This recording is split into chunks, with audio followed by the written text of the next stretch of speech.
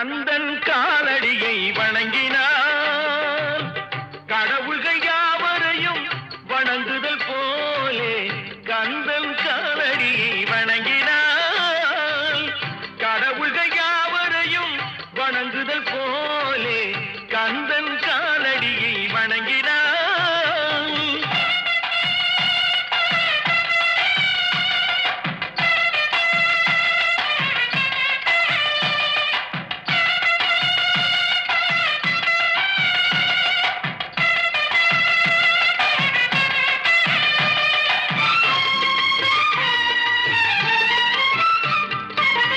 தந்தை பரமனுக்கு சிவகுருநாதன் தாயார் பார்வதியின் சக்திதானே வேலன் சிவசக்திதானே வேலன்.